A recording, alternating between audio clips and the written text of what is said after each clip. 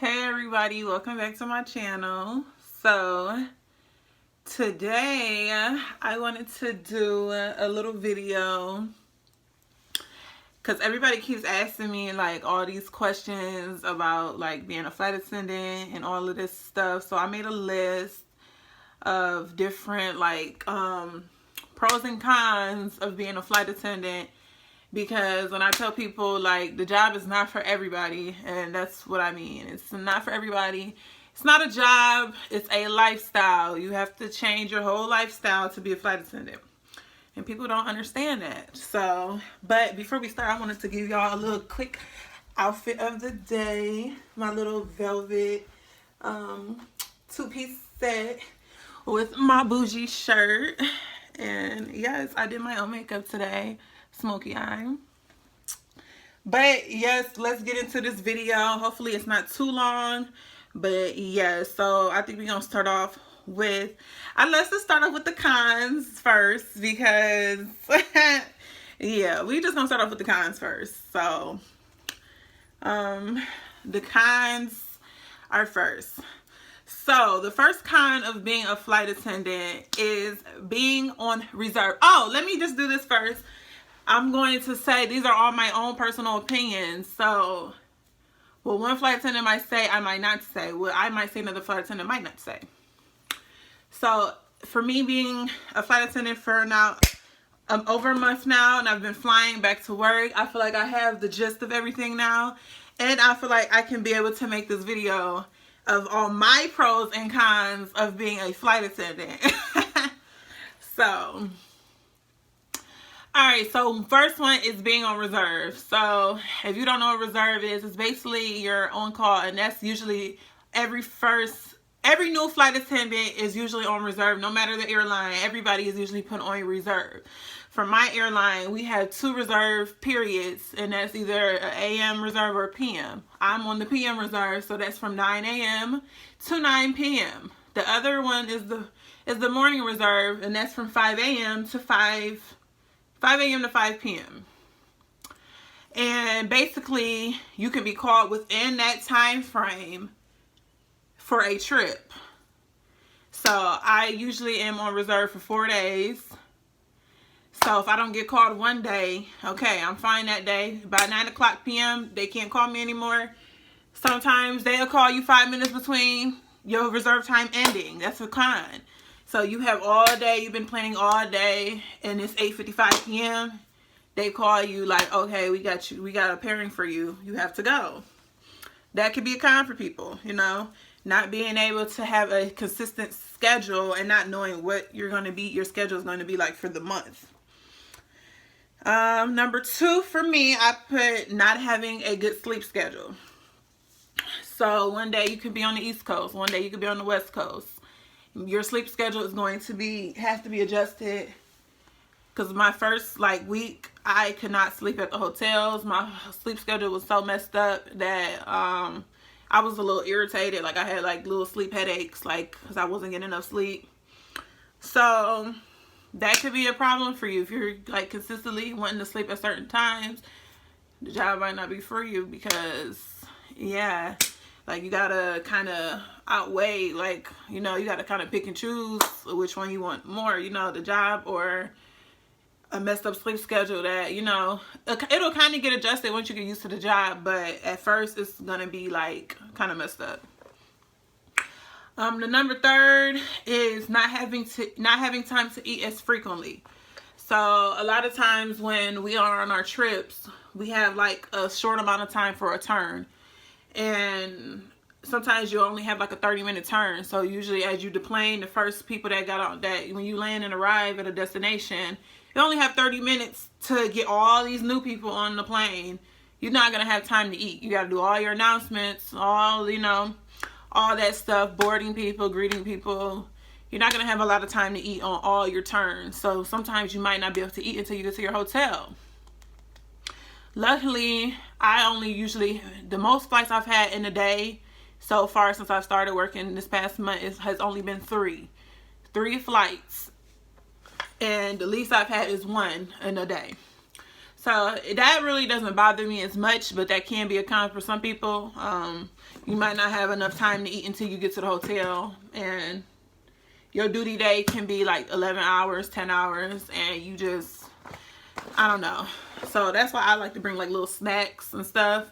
I try to eat in like big increments at once, so I won't be as hungry throughout the day.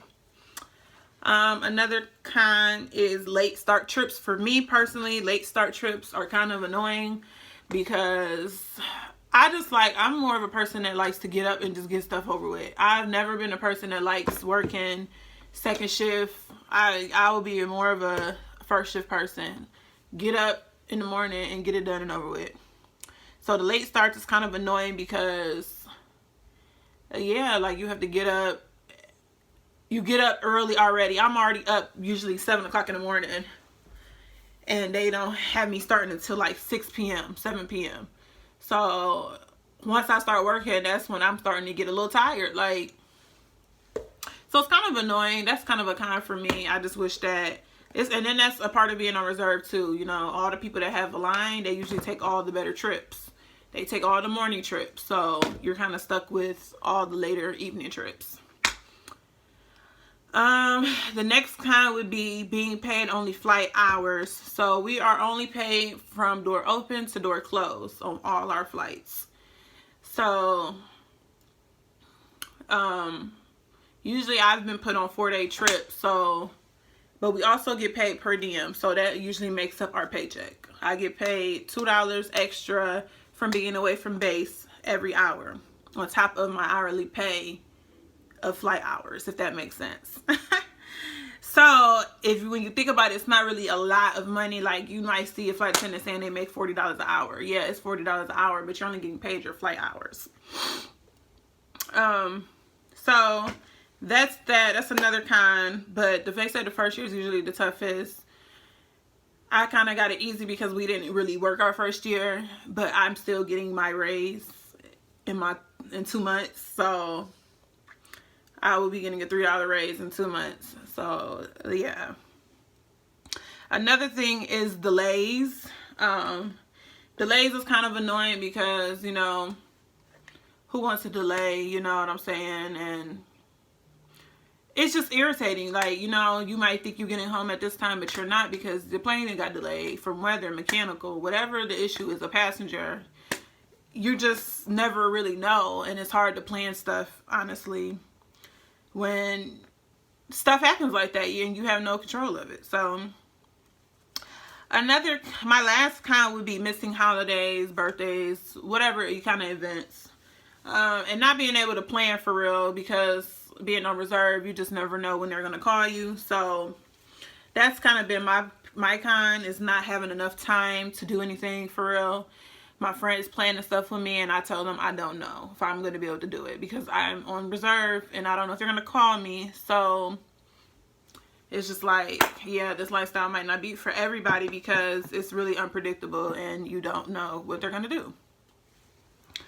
So let's get into the 6 pros I have of being a flight attendant. So the 6 pros, my first one would be free flights and great benefits. So I get to go anywhere I want. See different cities I've never been to. Just go anywhere, like, and then I get benefits for my family, a friend, you know, I could put them on my benefits to get discounted flights. Yeah, I think it's like really great to just be able to get up and go. And I feel like that's really why I'm a flight attendant. I'm not a flight attendant for the money at all. I'm a flight attendant because I want to be able to see things and travel the world. And that's why I'm a flight attendant. So, and I like being around different cultures and seeing different stuff. Like, I've already been to like 4 different states I had never thought I would go to. And I just think that's cool. So, and my second one would be like free hotels on trips. Like, when we have our overnights, obviously the company pays for all of that, so that does not come out of pocket. So we just get free hotels. You know, you can always invite people to your hotel on your overnights and stuff. Your friends could come. You know, if y'all want to, like, you have like a 30-hour layover, you can invite people to your hotel, long as y'all not doing no crazy stuff. And yeah, so it's just like, it's like the best of both worlds. Like, if I get like my family that's on my benefits to come with me to LA, the flights will be free, the hotel will be free. So it'll just, everything will just work out, you know. My next one will be meeting cool people from all over. Like, all the crews that I've worked with are really cool. A lot of passengers are cool. I've had some ones that were not so friendly, but that's okay because I don't really let those ones get to me. Like, I really don't care. Like, I don't, because it takes too much energy to be mad and upset. But some people actually have a reason to be upset with delays, like I said. So just meeting cool people from all over the world. Another pro would be free crew meals at certain hotels. So certain hotels I've been to, we've gotten like free breakfast with like vouchers and stuff, and I think that is so awesome. Like, it's just like a perk of being a flight attendant.